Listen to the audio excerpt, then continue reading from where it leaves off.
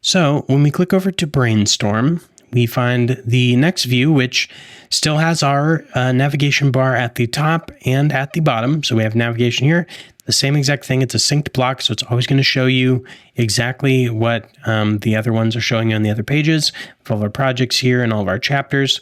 And up here, we can still go to Dashboard, Brainstorm, Outline, World Building, and Writing. The first section here is similar to if you were inside the new series view. So under series, we just have a brainstorming section. So let's click into here. So under the series thing, we have this where we can go to general, characters and cultures, locations and chapters. If you go back to the brainstorm view, it's the same thing. So under here is where you can start working through the process of putting together your series and projects. So you start with new series. You can put it at active, inactive, whatever you want to work on. Pick the genre. So this is a multi-select, so you can pick multiple different genres. So if it's like a high fantasy Western or something like that. Start adding in your world. So let's put this with world 1. We've already added some projects. We won't add any more. Ideas and notes. This is an idea. And I'll keep walking you through all this as we go, and I'll show you where all this information ends up. This is the series synopsis. Oops, spelled that wrong. Synopsis. And then you can come over here to cultures or characters and cultures, and you can start filling in. So like, this is kind of a general catch-all, so don't necessarily think about, all of the pieces. It's just meant to be like, okay, I want this character and I'm feeling this one and this one. Let's say we want character 3, and I have this idea for another character. It's just kind of a brain dump. We just want a brain dump. That's the wrong thing. If you go too fast, sometimes it doesn't like that.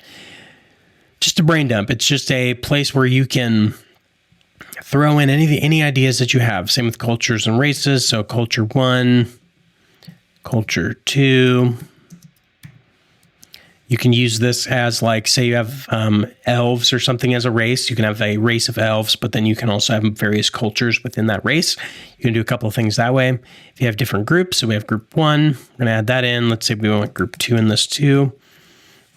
And again, it's just a way to collect ideas. So you're not really working through all the details of all these things. You're simply just, as you're sitting down, you're saying, well, I had this character idea, I had that character idea, and so on. If we go to locations and items, same thing. You can fill this out. We'll add these in. We don't want to change the name. Here we go. City, village, town. I kind of preloaded some of this for you so we could move the video along a bit. And notice if you go through any of these sections, your ideas and notes and your series synopsis all show up together. So it stays with you no matter which view you're in, which is really helpful of like, in general, you just kind of like, okay, let's write down a few ideas. Oh, here's this idea. Then you can kind of reference your notes as you go through these sections. So that's how you do series. All your series that are active will show up here. So any of the inactive ideas or anything will not show up here.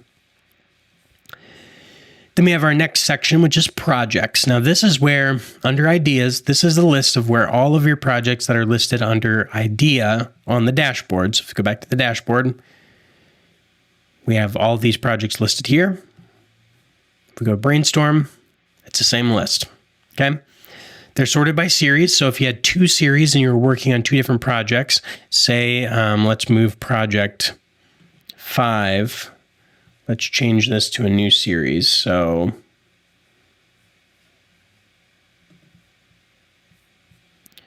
let's change project 5 to, say, a new series. So series 2.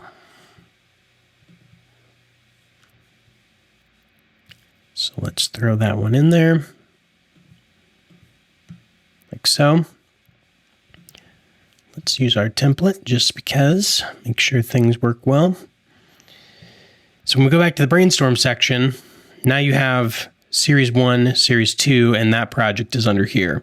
So you can drag and drop these around if there's something messed up, or just leave it as is. This can be useful if you have like one big series with multiple series inside that, Or if you have two separate different projects, if you want to see them, you can, or you can twirl that down and hide it, so you can only see the one you want to work on. To move something over to the Brainstorm section, all you do here is you click on Idea, change that to Brainstorm, and it's going to populate over here, again, sorted by series. And then you can walk your way through it. Project, status, series order, world, main character, antagonist, ideas. Say this is a project idea. And once we get to the outlining, world building, and write sections, you'll start seeing where all of this shows up. So as I said in the last video, what I really wanted to create was something where you could jump in at any point, or you can follow the workflow. So the workflow of going through the brainstorm, then going through the ideas, brainstorm, synopsis, go to the outline. You can work the structured workflow, or you can jump in and organize stuff later. Either way. So you go through this, and the same thing with your series. You can go to characters and cultures, fill out all this stuff. And when you click in here, just to keep things easier, it'll show you what series it's a part of. So like if you have characters from another series, you can easily see which one's which. So we'll just add one of each to this just so we can see what that looks like. And again, your notes and ideas go into each view so you can see what's going on. Keep your ideas front and center so you always know what you're looking at.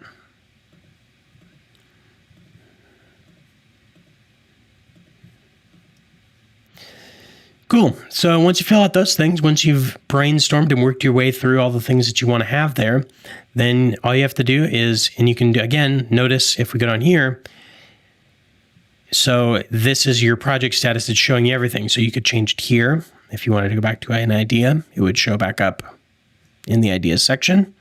Or go to brainstorming, it shows up in the brainstorming area. Or you can change it here. This is now, we're going to move it to the synopsis. So it's going to bring down a synopsis. And all you're going to do here is write the synopsis of the book. So it's just a simple way to work through what's generally happening with me. As I work through, I'm creating a series that's about 13 books long. And so some projects I have in the brainstorm section, some projects I have in the synopsis section.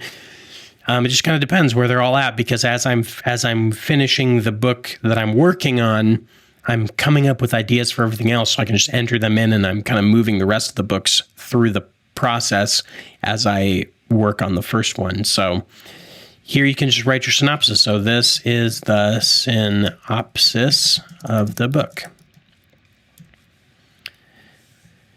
So you can write that, write as long as you want, as big as you want it. You can make this, if you want it to be a little shorter, you can drag this out, have a little more width, or it'll wrap the column. So the more that you write, it'll just keep making the box longer so that you can see it all. And that's generally it for the brainstorm section. So you can brainstorm your series up here, and you can you can easily move an idea over into the brainstorming section to start adding all of your world building elements and adding your synopsis and all those things. Again, what happens in the dashboard, in the brainstorming section, everything you add here, all this stuff ends up in the world building section. So when you get to that section, you can start organizing those. You can, or if you want to, you can say, I brainstormed this project, but I'm kind of stuck. I want to jump over to the world building section and just work on that one character because I have a lot of ideas for that character. You can do that. You can jump right over to the world building and do that. And I'll show you how to do that in another video. So thank you so much for watching this episode of Writing Quest. Again, this template, Storybook Master Novelist, is something I've been working really hard on.